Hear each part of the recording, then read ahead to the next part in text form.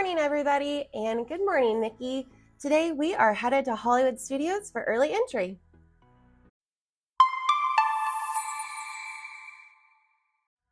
I'm staying at Pop Century, so I'm going to be taking the Skyliner over to Hollywood Studios this morning. The park opens at 9 o'clock today, and early entry will start at 8:30. Hollywood Studios is notorious for letting guests in a bit before the 30 minutes, so originally I had hoped to be on the Skyliner by 7:45 at the latest. The Skyliner usually starts running about an hour before early entry, so it actually opened up this morning at 7:30.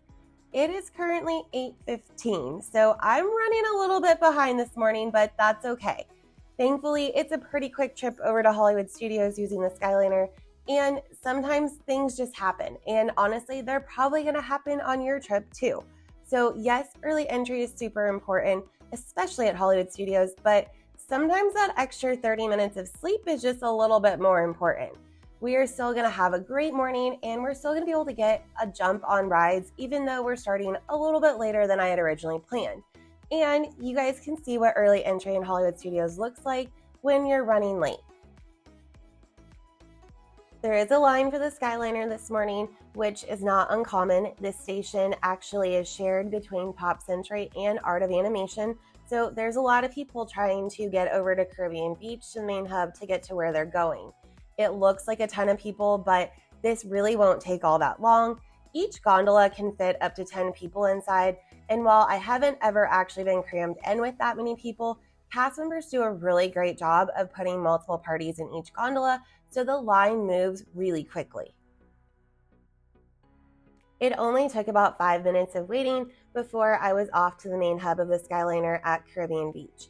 From here, we have to transfer to Hollywood Studios, and I was able to walk right up and waited less than a minute before I was off on the next gondola and on my way to Hollywood Studios.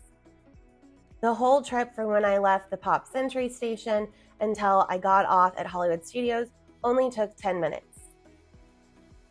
It is currently 8:35, so we are already 5 minutes into early entry, but considering I started my day almost 30 minutes later than I had originally planned, that is not bad. As you can see, there are a ton of non-resort guests waiting to get in when the park opens in 25 minutes. Early entry at Hollywood Studios works a little different than at the other three parks. If you are not a resort guest, then they will hold you at the old ticket counters before the main gates. If you are a resort guest, then you will go to the left and walk around to the main gates where you will then scan in. There are two attractions that everyone goes to for early entry in Hollywood Studios: Slinky Dog Dash and Rise of the Resistance. And we're not going to go to either of those this morning. If Rise of the Resistance is on your must-do list and you are not planning on purchasing an individual lightning lane for it, then that might be a good option for your early entry. The problem with going to Rise first thing in the morning is that everyone else also goes there. So you're still going to be waiting at least 30 minutes, which is much shorter than the waits throughout the day, but it often isn't up and running in the morning for early entry. And I actually heard someone say later in the morning that on this day, it also wasn't up and running. And they were bummed because they had walked all the way over there for nothing and had wasted a lot of their early entry time. Slinky Dog, on the other hand, sometimes will open up a bit before the 30 minutes of early entry. So if you aren't purchasing Genie Plus for the day, or just couldn't get a lightning lane time that you liked for Slinky Dog, then that is actually a great one to head to first for your early entry time. We have a lightning lane booked for that later today, so that's not on our radar this morning. So since we're running a little bit behind today, we are actually going to head down Sunset Boulevard towards Tower of Terror, and that is where we are going to kick off our morning. Nothing to wake you up like dropping from a haunted elevator.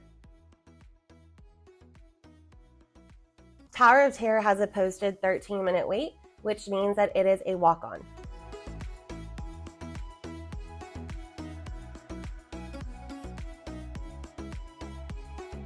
I ended up walking straight through the queue all the way to the holding area in front of the pre-show.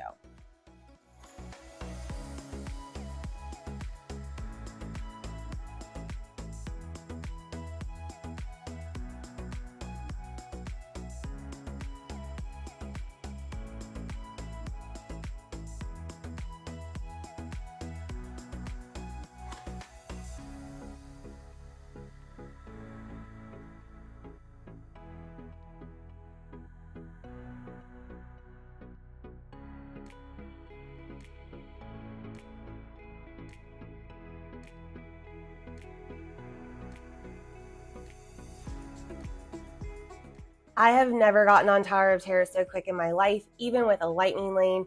That was a great first choice of the day. Now, since we are over here, we're actually going to just go right next door to Rock and Roller Coaster.